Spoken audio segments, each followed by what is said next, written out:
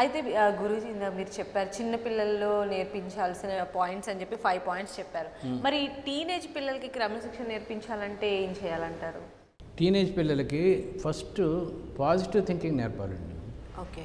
Positive thinking అంటే సానుకూల ఆలోచన ధోరణి. నాకు ఇది లేదు అని ఫీల్ అవ్వకు.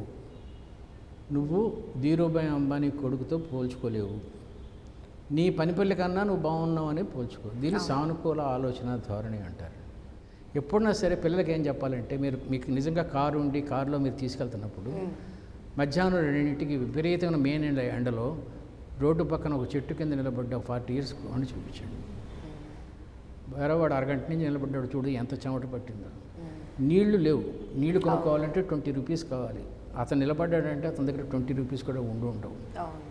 ట్యాక్సీలో వెళ్ళలేడు, కేవలం ఆటోలో కూడా వెళ్ళాడు. అందుకోసం బస్సులో మధ్యాహ్నం 60 ఏళ్ల వయసులో ఎండలో నిలబడ్డాడు. ఎందుకంటే ఇతను 20 ఏళ్ల వయసులో చదువు కాకుండా ఇంక దేనికో ఇది చేశాడు.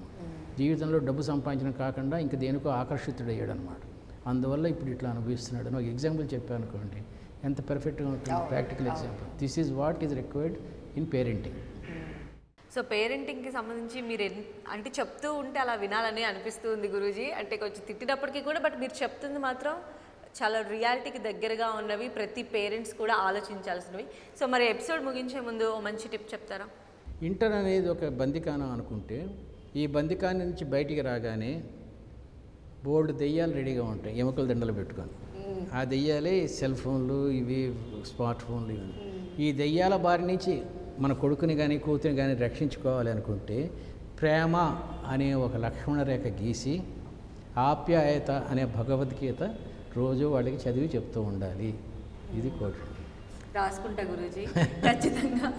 And thank you so much Guruji. ఈరోజు పిల్లల యొక్క పెంపకానికి సంబంధించి, వాళ్ళ భవిష్యత్తుకి సంబంధించి 5 శిక్షణలు.